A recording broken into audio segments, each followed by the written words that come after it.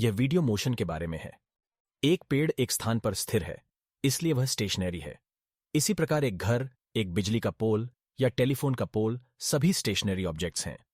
दूसरी ओर मनुष्य, पक्षी, गाड़ियां, रेलगाड़ियां और हवाई जहाज हर समय स्टेशनरी नहीं रहते हैं। वे एक स्थान से दूसरे स्थान पर जा सकते हैं। The movement of a body is called motion. A body is in motion if its position changes continuously with respect to a stationary object considered as a reference point. यदि हम किसी विशेष समय पर किसी घर के सामने पोजीशन A पर एक कार को देखते हैं, यहां घर एक स्टेशनरी ऑब्जेक्ट है, हमने इसे एक रेफरेंस पॉइंट लिया है। 5 सेकंड के बाद हम उसी कार को पोजीशन B पर देखते हैं जो घर से बहुत दूर है। इसका मतलब यह है कि किसी स्टेशनरी ऑब्जेक्ट से कार की पोजीशन लगातार बदल रही है। तो हम कह सकते हैं कि कार चल रही है या कार मोशन में है।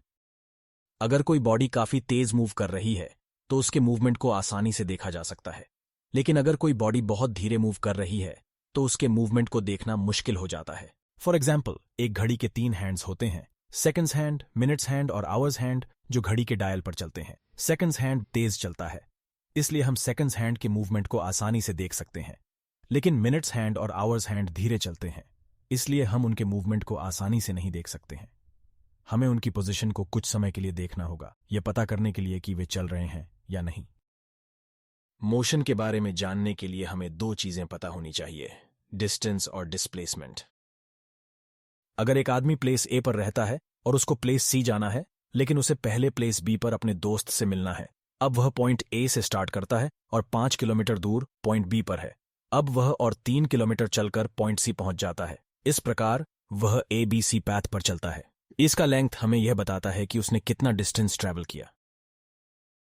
Distance traveled by the body is the actual length of the path covered by a moving body irrespective of the direction. Distance calculate करने के लिए हमें ABC पैथ का लेंथ कैलकुलेट करना होगा। Distance travelled 5 kilometre plus 3 kilometre हो जाएगा, इसलिए डिस्टेंस ट्रैवल्ड 8 किलोमीटर हो जाएगा। Displacement is the shortest distance between the initial position and the final position of the body, along with the direction.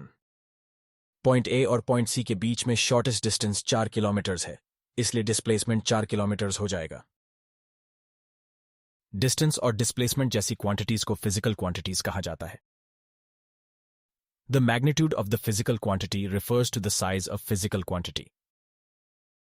वह physical quantity जिसका केवल मैग्नीट्यूड होता है, स्केलर क्वांटिटी होती है। स्केलर क्वांटिटी का कोई डायरेक्शन नहीं होता। वह फिजिकल क्वांटिटी जिसमें मैग्नीट्यूड के साथ साथ डायरेक्शन भी होती है, वह वेक्टर क्वांटिटी होती है। डिस्टेंस एक स्केलर क्वांटिटी है क्योंकि उसका मैग्नीट्यूड होता है लेकिन डायरेक्शन नहीं होता, मगर डिस्प्लेसमेंट एक वेक्टर क्वांटिटी है क्योंकि उसका मैग्नीट्यूड और डायरेक्शन दोनों होता है। फॉर एग्जाम्पल, अगर एक कार स्ट्रेट लाइन में ईस्ट डायरेक्शन में जा रही है, The car travels a distance of 50 kilometers. अब डिस्टेंस ट्रैवल्ड 50 किलोमीटर्स है और डिस्प्लेसमेंट 50 किलोमीटर्स टुवर्ड्स ईस्ट हो जाएगा। किसी मूविंग बॉडी का डिस्टेंस 0 नहीं हो सकता है, लेकिन फाइनल डिस्प्लेसमेंट 0 हो सकता है। किसी मूविंग बॉडी का डिस्प्लेसमेंट 0 हो जाएगा अगर वह स्टार्टिंग पॉइंट पर वापस आ जाती है। फॉर एग्जाम्पल, एक आदमी प्लेस A से स्टार्ट करता है और 5 किलोमीटर्स ट्रैवल करके प्लेस B पहुंच जाता है।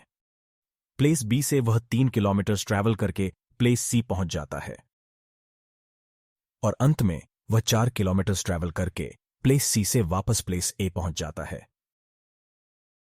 अब distance travelled 5 kilometre plus 4 kilometre plus 3 kilometre 12 kilometre हो जाएगा, लेकिन फाइनल डिस्प्लेसमेंट 0 हो जाएगा क्योंकि वह वापस स्टार्टिंग पॉइंट A पहुंच गया है और इनिशियल पोजीशन A और फाइनल पोजीशन A के बीच में डिस्टेंस 0 है। अब हम एक सर्कुलर ट्रैक के एग्जाम्पल से समझते हैं। अगर हम एक सर्कुलर ट्रैक के अलोंग ट्रैवल करते हैं जिसका रेडियस r है और हम वापस स्टार्टिंग पॉइंट A पहुंच जाते हैं, डिस्टेंस ट्रैवल 2 पाई r हो जाएगा जो ट्रैक का सर्कम्फ्रेंस है। फाइनल डिस्प्लेसमेंट 0 हो जाएगा क्योंकि हम वापस स्टार्टिंग पोजीशन पहुंच गए हैं।